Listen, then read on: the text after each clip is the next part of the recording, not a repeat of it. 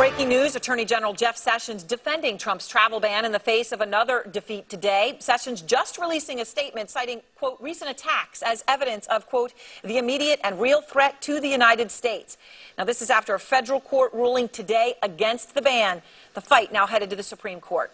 Javier Becerra is California's Attorney General, one of the loudest voices against the travel ban, and he's out front tonight. Attorney General, thanks very much for your time. Look, the Attorney General says that there have been recent attacks, referring, it would seem, obviously, to Manchester as one example, to London as another. You still think they don't have a point? Well, they don't, because in the United States of America, we do everything we can to make sure that anyone who wishes to come into the country goes through a vetting process. And so far, as we've seen, the vetting process has worked. And when, you hear Sean Spicer, which he said today, he said that they're confident the executive order by the president, the revised one, of course, is lawful. They believe it will be upheld by the Supreme Court. You, of course, are joining the lawsuit to prevent that from happening. When do you think we will know the Supreme Court's verdict? We'll know pretty soon, Aaron, because the Supreme Court has to make a decision as to whether or not it will accept the case. And when that ruling comes out, it should come out before the end of this year. But I'm not sure why Sean Spicer is confident, given that every court that has had a chance to look at this has ruled against the Trump administration because it acted unconstitutionally. Now, of course, it was the Attorney General of the United States, Jeff Sessions, that just put that statement out, the breaking news we had at the top of this interview. He, of course, is going to be the highest-ranking member of the Trump administration to testify in front of Congress. That will happen tomorrow. It comes on the heels of Jim Comey's bombshell testimony last week. Do you think, at this point, Attorney General Becerra, that there is a case for obstruction of justice to be made against this president? Aaron, we're certainly in the territory of obstruction of justice.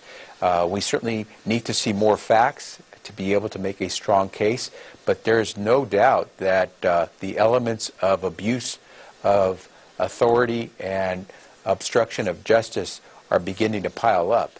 And how you make a case, in what form you make a case, it really does depend. If you're in a court of law, it's different from an impeachment forum in the Congress of what the standard would be. But there's no doubt that the elements of obstruction of justice and abuse of power are now before us. Now, there's also, of course, one of the Newsmax, Chris Ruddy. You may know his name, of course, President Trump, a friend of the president's. He is saying that the president could be considering firing Mueller, Special Counsel Mueller. Of course, he's basing that on a television interview by one of Trump's attorneys. So I want to be clear, it's not based on anything he says. The president told him himself. But if the president were to do that, even if there is no crime, even if the president never did anything wrong, but he has fired the FBI director and he fires the special counsel, would that, in your view, be obstruction of justice if there is no underlying crime? Aaron, that would be a chilling development, too reminiscent of Watergate. All of that, again, would add up to whether there's a strong case to be made of abuse of power and obstruction of justice. But I think it goes beyond that. It goes to the issue of, can the American people trust the person in the White House if he is firing the person who's supposed to independently and objectively investigate the matter? There you have to start asking, what is a president so desperate to hide from the American people? Before we go, the attorneys of Maryland and Washington today filed a lawsuit. They claim the president is profiting from his office. They say he's violated the Constitution by accepting foreign money through the Trump Organization for hosting things like hosting parties at his hotels. Now, I know the Trump Organization has property in California. Are you going to sue? We're looking closely at that because we have to do everything we must to protect the people of California. The consequences of the president's action reverberate throughout the country and certainly in California, so we want to make sure that anything that would harm the people of California, we do whatever we can to stop that. All right. Attorney General Becerra, thanks for your time tonight.